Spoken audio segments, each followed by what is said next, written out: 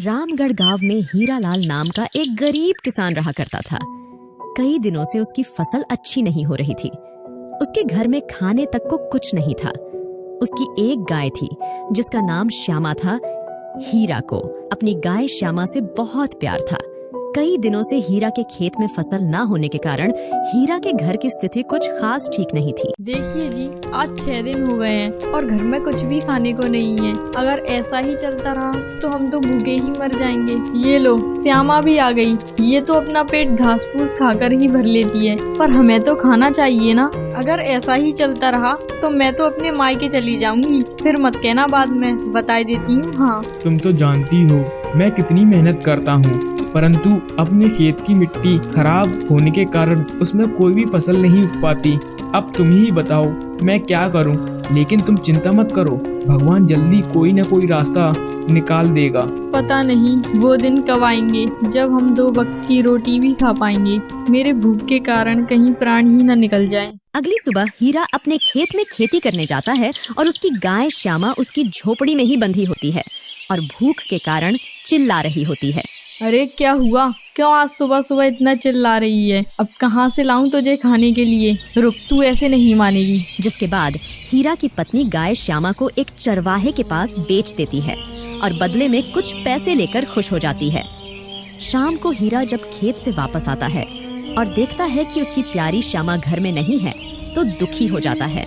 तभी हीरा देखता है कि उसकी पत्नी बैठकर खूब सारी मजेदार जलेबियां और समोसे खा रही होती है। अरे भाग्यवान, आज इतनी सारी जलेबियां कौन दे गया? आज श्यामा कहीं नजर नहीं आ रही। तुमने श्यामा को देखा क्या? अरे ये जलेबी समोसे तो सुत्ती काकी देकर गई हैं। उनने अभी अभी नई दुकान खोली है। और तुम्हारी श्यामा, वो तो जंगल के रास्ते जा रही थी, मैंने देखा था। श्यामा वो भी अकेली जंगल में क्या करने गई होगी? मुझे जाकर देखना होगा, कहीं वो कोई मुसीबत में न फंस जाए। पहले तो वो कभी अकेली नहीं गई, पता नहीं आज ही क्यों। देखते हैं चलकर। ना जाने मेरी श्यामा किस हाल में होगी। मेरी प्यारी, तुम ठीक तो हो ना? जाने इस जंगल में कोई उसे जानवर तो नहीं खा जाएगा। अरे प्यारी श्यामा, तुम कहाँ हो? श्यामा। तभी थोड़ी देर बाद हीरा को उसकी गाय श्यामा नजर आती है। वह कुछ देर हीरा को देखती है और फिर भागने लगती है। हीरा भी उसे देखकर उसके पीछे भागने लगता है। अरे श्यामा, तू इस जंगल में अकेली क्यों आई? अरे रुक तो श्यामा, कहाँ जाती है? रुक तो श्यामा। लेकिन उसकी गाय नहीं रुकती और वह जंगल की ओर भागने लगती है। भागते भागते वो एक बड़े पेड़ के पास आकर रुक जाती है। अरे अरे, तू भी ना, आज तो तूने मुझे डरा ही दिया। इस जंगल में अकेले आने की क्या जरूरत थी? चल अब घर चलते हैं, मैं तुझे कब से ढूंढ रहा हूँ। अब शाम भी होने वाली है। तभी हीरा को एक बूढ़ी अम्मा की रोने की आवाज सुनाई देती है। हीरा घबरा जाता है और आगे चलकर देखता है कि एक कमजोर बुढ़िया घने जंगल में अकेली बैठकर उसी बड़े पेड़ के नीचे बैठकर रो रही होती है। माँ जी, क्या हुआ? क्यों रो रही हो तुम? और इस जंगल में क्या कर रही हो? अरे बेटा, मैं क्या बताऊं, मैं बड़ी ही अभागी हूँ। मेरे पति ने मुझे घर से बाहर निकाल दिया और मैं इस जंगल में गुम हो गई हूँ। मुझे बहुत तेज भूख और प्यास लग रही है। बेटा, मुझ दुखियारी का इस दुनिया में कोई नहीं है। अब मैं कहाँ जाऊँ? नहीं नहीं माँ जी, आप रोइए मत। आप मेरे साथ मेरे घर चलिए। मैं एक गरीब किसान हूँ। मैं रूखा सूखा जो भी खाऊंगा वही आपको खिलाऊंगा। बेटा, तू कितना नेक दिल इंसान है। मेरा इस दुनिया में कोई भी नहीं है। आज से तू मेरा बेटा है। तेरे घर पर मुझे जो भी भोजन मिलेगा मैं उसी से संतुष्ट हो जाऊंगी। मुझे और कुछ नहीं चाहिए। पर तेरी पत्नी को बुरा तो नहीं लगेगा ना? माँ, वो तो आपको देखकर बड़ी ही खुश हो जाएगी। अच्छा ठीक है, अब घर चलते हैं। अंधेरा होने ही वाला है। पता नहीं इस जंगल में कौन कौन से जानवर होंगे।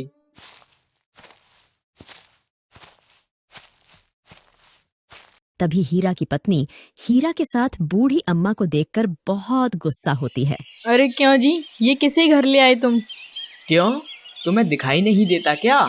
आखिर मैं कहती हूँ, कौन है ये बुढ़िया और तुम्हारे साथ क्या कर रही है? अरे भाग्यवान, ये अम्मा मुझे जंगल में मिली थी।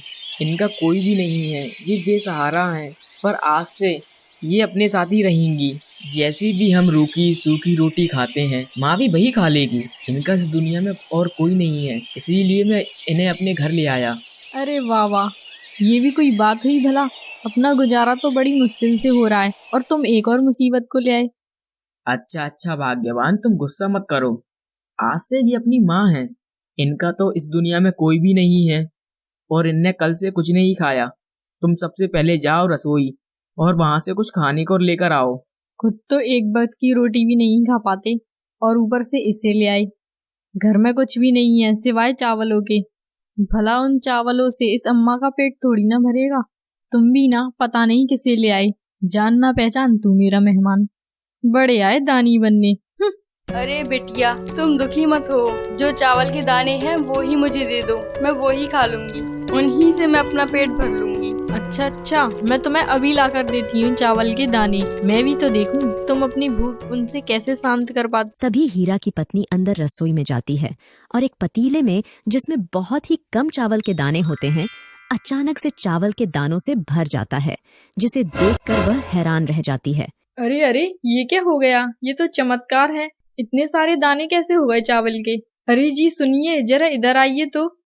तभी वहाँ पर हीरा आ जाता है और ये सब देखकर हैरान हो जाता है। अरे भाग्यवान, तुम तो बोल रही थी कि सिर्फ 2-4 ही चावल के दाने हैं, पर ये क्या है? वही तो मेरे भी कुछ समझ नहीं आ रहा, आखिर ये कैसे हुआ। जिसके बाद हीरा की पत्नी बूढ़ी अम्मा को खूब सारे चावल एक थाली में दे देती है, जिसके बाद अम्मा वो चावल बड़े चाव से बैठकर खाती है। पता नहीं तुम किसे घर ले आई, मुझे तो लगता है ये एक चोरनी है। अरे तुम भी ना कुछ भी बोलने लगती हो, कहीं माँ जी ने सुन लिया तो दिक्कत आ जाएगी। तुम कुछ देर शांत बैठो। अरे वाह वाह, इससे पहले तो मैंने कभी भी इतना स्वादिष्ट भोजन नहीं खाया। सच में मजा ही आ गया। माँ जी, ये तो भगवान का चमत्कार है। मेरी आत्मा को तो शांति मिल गई। बहुत बढ़िया। आज तो भगवान ने हमें शर्मिंदा होने से बचा लिया, परंतु कल क्या होगा? कल हम उनकी कैसे भूख शांत करेंगे? चिंता मत करो, जो भी होगा कल देख लेंगे। तभी बूढ़ी अम्मा अपनी पलकें झपकाती हुई मुस्कुराती है। थोड़ी देर बाद जब हीरा और उसकी पत्नी सो रहे होते हैं, तभी बूढ़ी अम्मा रसोई में जाती है और हीरा की पत्नी भी चुपके से उठकर बूढ़ी माँ के पीछे पीछे जाती है। तभी बूढ़ी माँ की आंखें चमकने लगती है और बूढ़ी अम्मा अपनी आंखों की तेज रोशनी से रसोई में रखे खाली डिब्बों में खूब सारा आटा, चावल, दाल सब कुछ डिब्बों में भर देती है। अरे ये कैसा जादू है? प्रभु, मुझे लगता है ये साधारण गुड़िया नहीं है, ये कोई जादू ही है। इसके बाल भी तो कितने बड़े हैं। कहीं ये जादुई चुड़ैल तो नहीं है जिसके लंबे लंबे बाल हो और बड़े बड़े नाखून हो? मुझे पता लगाना ही होगा कि ये कौन है। तभी थोड़ी देर बाद बहुत तेज आंधी, तूफान और पानी आने लगता है, जिसकी वजह से हीरा की झोपड़ी में भी पानी आता है। हीरा और उसकी पत्नी यह देखकर डर जाते हैं। अरे ये क्या हुआ? इस तूफान को भी अभी आना था क्या? एक तो हमारी झोपड़ी भी टूटी हुई है, इससे और टूट जाएगी। हे भगवान, अब हम क्या करेंगे? हमारी झोपड़ी तो ऐसे ही उड़ जाएगी। इस बरसात के टपके पानी में ही हमें रात बितानी होगी। इस बरसात को भी अभी आना था, गरीबी में आटा गीला हो गया। अगली सुबह हीरा जब उठता है तो देखता है कि उनका घर ईंटों का बन गया है। ये देख के हीरा बड़ी खुश होता है। अरे भाग्यवान, उठो तो सही, देखो हमारी झोपड़ी कैसी हो गई। ये क्या हो गया? मुझे तो कुछ भी समझ में नहीं आ रहा। आखिर अपनी झोपड़ी एक अच्छे घर में कैसे बदल गई? अरे हाँ, मुझे लगता है भगवान पर अपनी गरीबी देखी नहीं गई, इसलिए उनने अपन को ये ईंटों का मकान बनाकर दिया है। ये कोई चमत्कार से कम नहीं है। हाँ बेटा, तू ठीक कह रही है, ये चमत्कार ही है। भगवान ने तुम्हारी सुन ली। अब तुम्हारे घर में पानी नहीं आएगा। अरे वाह, हमारा घर बाहर से देखने में तो और ज्यादा सुंदर लग रहा है। कहीं इसको मेरी नजर न लग जाए। आप भी देखिए ना। अरे हाँ भाग्यवान, हमारा घर तो बहुत ही सुंदर लग रहा है ईंटों का। माँ जी, आप भी बताइए, आपको कैसा लगा घर? हाँ बेटा, देख ही रही हूँ, बड़ा सुंदर लग रहा है तेरा घर। ऊपर वाले के खेल भी निराले हैं। मुझे तो लगता है ये जादू भी इसी चुड़ैल बुढ़िया का है। अब जल्दी से मुझे कुछ करना होगा, वरना ये मेरा घर भी खा जाएगी। तभी तो हंस रही है इतना। कहीं ऐसा तो नहीं है ये चुड़ैल हम दोनों को खाने के बाद अपने दोस्तों को भी इसी घर में ले आए? नहीं, इससे पहले मुझे कुछ करना होगा। आधी रात को जब बूढ़ी अम्मा सो रही होती है, तभी चुपके से हीरा की पत्नी अपने हाथ में एक बड़ी सी कैंची लेकर सोती हुई बूढ़ी अम्मा के पास जाती है। मैंने सुना है चुड़ैलों का जादू उनके बालों में होता है। अगर मैं इसके बाल ही काट दूंगी फिर अपना जादू कैसे दिखाएगी। बड़ी आई मेरे घर पे कब्जा करने वाली जादुई बुढ़िया। और उस बूढ़ी अम्मा के सारे बाल काट देती है, जिसके बाद हीरा की पत्नी वहाँ से चली जाती है। और तभी बूढ़ी अम्मा की आंख खुलती है और वो शीशे में अपने बाल को देखकर जोर जोर से हंसने लगती है। ये बिटिया भी ना मुझे साधारण बुढ़िया समझ रही है। अब इस पगली को कौन बताए कि मैं साधारण बुढ़िया नहीं हूँ, पागल कहीं की। तभी बुढ़िया की जादुई शक्ति से उसके बाल फिर से लंबे हो जाते हैं। अगली सुबह जब हीरा की पत्नी बूढ़ी अम्मा को छुपकर देखती है तो हैरान रह जाती है। हे भगवान, इस जादुई बुढ़िया ने तो अपने बालों को फिर से बड़ा कर लिया। अब क्या होगा प्रभु। एक काम करती हूँ, मैं इस मायावी चुड़ैल पर नजर रखती हूँ। मुझे पता तो लगाना ही होगा ना, आखिर ये किस मकसद से मेरे घर आई है। तभी आधी रात को बूढ़ी अम्मा सो रही होती है और हीरा की पत्नी छुपकर उसे देख रही होती है। तभी अचानक से बूढ़ी अम्मा अपनी आंखें खोलती है और बाहर जंगल की ओर जाने लगती है। चलो अब इस बुढ़िया के पीछे पीछे चलती हूँ। हीरा की पत्नी भी बूढ़ी अम्मा के पीछे पीछे जाने लगती है और तभी वह देखती है कि बूढ़ी अम्मा जंगल में तालाब के पास जाती है और अचानक से उस तालाब के पास जाकर एक बहुत सुंदर स्त्री बन जाती है जो बहुत सारे जेवर पहने होती है। तभी तालाब में छवि आती है जो दिखने में बहुत ही डरावनी होती है। प्रणाम राजकुमारी जी, आपका राजपाट आपका इंतजार कर रहा है। तो आप अपने राज्य में कब पधार रही हैं? और आपकी माँ ने भी आदेश दे दिया है आपको बुलवाने का। मैं जानती हूँ, मेरा मनुष्यों के बीच में रहकर साधारण मनुष्य बनने का सपना पूरा हो चुका है। लेकिन जितना भी समय बचा है मैं अपने बेटे हरिया के साथ बिताना चाहती हूँ। हरिया एक ईमानदार और बहुत ही नेक दिल इंसान है। माँ को संदेश देना कि मैं जल्द से जल्द जल्लोक वापस आ जाऊंगी। जी रानी जी, जैसी आपकी आज्ञा। अब मैं चलता हूँ, मैं आपका संदेश माँ तक पहुँचा दूंगा। जिसके बाद छवि वहाँ से गायब हो जाती है। अरे अरे, ये बुढ़िया कोई चुड़ैल नहीं बल्कि जल्लोक की एक राजकुमारी है। मैंने भी ना इनसे कितना भला बुरा बोल दिया। मैं एक काम करती हूँ, घर जाती हूँ। घर पहुँचकर ही माँ जी से माफी मांग लूंगी। क्या पता वो मुझे कुछ बड़ा सा उपहार दे दे। थोड़ी देर बाद हीरा की पत्नी अपने घर आती है और हीरा को सारी बात बता दी है। अरे ये क्या बोल रही हो तुम? क्या सच में माँ कोई जल लोगों की राजकुमारी है? ये तो यकीन नहीं होता। अरे हाँ, मैं बिल्कुल सच बोल रही हूँ। वो जल लोगों की राजकुमारी है और माँ जी जरूर यहाँ पर आ रही होंगी। कुछ समय बाद माँ जी घर आती है। मुझे माफ कर दीजिए, मैंने आपके साथ बहुत ही बुरा व्यवहार किया और आपसे बुरा भला भी बोला। मुझे पता चल गया है कि आप एक राजकुमारी हो। बूढ़ी अम्मा हैरान हो जाती हैं। इतना सुनते ही बूढ़ी अम्मा फिर से वही सुंदर रानी परी का रूप धारण कर लेती है। हीरा यह देखकर बहुत हैरान होता है। अरे माँ, मुझे तो यकीन ही नहीं हो रहा, ये मैं क्या देख रहा हूँ? तुम अचानक से अपना रूप कैसे बदल सकती हो? ये सच है हीरा बेटा, मैं जल्लोक की रानी हूँ। मैं धरती पर कुछ दिनों के लिए मनुष्य के बीच रहने आई थी और ऐसी जगह ढूंढ रही थी जहाँ मैं खुशी से रह पाऊँ। उस दिन जंगल में मैंने तुम्हें अपनी गाय के लिए रोता देखा तो मुझे ये अनुभूति हो गई थी तुम्हारा हृदय कोमल और नेक है।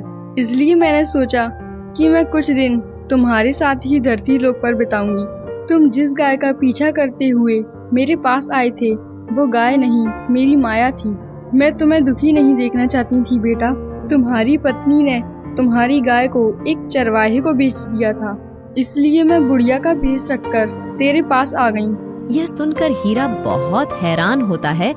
तो रानी जी, धन्य भाग है मेरे जो अब मेरी माँ बनकर मेरे साथ मेरे झोपड़ी में रहने आई। आपको अपनी माँ के रूप में पाकर मुझे बहुत ही खुशी हुई और मुझे माँ की कमी महसूस नहीं हुई। हाँ रानी जी, मैंने भी आपका बहुत अपमान किया है। हो सके तो मुझे भी क्षमा कर देना। तुम जल्लोक की रानी हो और मेरे पति ने भी तुम्हें अपनी माँ समझा है, इसलिए तुम्हें भी मेरी कुछ इच्छाएं पूरी करनी होंगी। हाँ, आखिर क्या इच्छा है बेटा तुम्हारी? मुझे बताओ, मैं अवश्य पूरा करूँगी। हाँ, आप 2 मिनट रुकिए, मैं अभी आती हूँ। तभी हीरा की पत्नी काफी सोच में पड़ जाती है और 2 मिट्टी के घड़े लेकर आती है।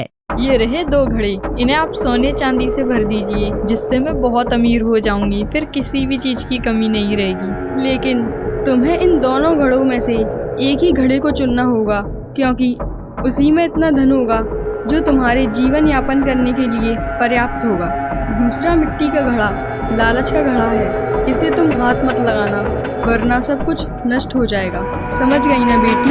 और तभी देखते ही देखते दोनों मिट्टी के घड़ों में सोने चांदी भर जाते हैं। हीरा की पत्नी ये देखकर बहुत खुश हो जाती है। अरे वाह वाह, इतना सारा सोना चांदी पाकर तो मैं बहुत अमीर हो जाऊंगी, फिर किसी भी चीज की कोई कमी नहीं रहेगी। अच्छा हीरा बेटा, अब मेरे जाने का वक्त हो गया है। तुम्हारे साथ कुछ दिन रहकर मुझे बहुत अच्छा लगा, लेकिन बेटी याद रखना मेरी बात को। मैंने तुमसे कहा था इन दोनों घड़ों में से केवल एक ही घड़े को चुनना, वरना परिणाम अच्छा नहीं होगा। जिसके बाद वो रानी वहाँ से गायब हो जाती है। अरे वाह वाह, इतना सारा धन, इतने सारे धन को पाकर तो मैं बहुत अमीर हो जाऊंगी। गांव में सबसे ज्यादा अमीर तो मैं ही होंगी। अब जरा हाथ तो लगाकर देखूं, कहीं ये सपना तो नहीं है। अरे वाह, ये धन का दूसरा वाला घड़ा तो बहुत ज्यादा चमक रहा है। लगता है इसी में ज्यादा धन है। क्यों ना ये भी मेरा हो जाए, फिर मैं सबसे अमीर हो जाऊंगी। कितना अच्छा होगा। नहीं नहीं भाग्यवान, ये क्या कह रही हो तुम? तुम्हें याद नहीं रानी ने क्या कहा था? दूसरा घड़ा लालच का घड़ा है, यदि तुम उसे हाथ भी लगाओगी तो परिणाम अच्छा नहीं होगा, उसे भूल जाओ तुम। अरे तुम तो शांत ही रहो, देखते नहीं उसमें कितना सारा सोना चांदी दिख रहा है। अगर ये भी हमारा हो जाएगा तो हम कितने धनवान हो जाएंगे। वैसे भी माँ जी को क्या पता चल रहा है। जिसके बाद हीरा की पत्नी जैसे ही वह दूसरा घड़ा उठाती है, अचानक से सारा सोना चांदी काले रंग की रेत में बदल जाता है। अरे अरे, ये क्या हो गया? मेरे लालच के कारण ये क्या हो गया? रानी जी ने सही कहा था कि हम अगर दूसरे घड़े को हाथ लगाएंगे तो हमारा पहले वाला धन भी चला जाएगा। मेरे अधिक धन पाने के लालच के कारण ही ये सब हुआ है। हाय मेरी फूटी किस्मत, हम पहले जैसे गरीब हो गए। अरे अरे, ये क्या हो गया? रानी जी ने सही कहा था, दूसरा घड़ा लालच का घड़ा है, यदि तुम उसको हाथ लगाओगी तो सब नष्ट हो जाएगा। और वैसा ही हुआ, ये सब तुम्हारे कारण हुआ है। हम पे जो था वो भी चला गया, अब परिणाम भुगतो। हीरा की पत्नी के लालच के कारण सब धन काली मिट्टी बन जाता है। उनका घर पहले की तरह बन जाता है।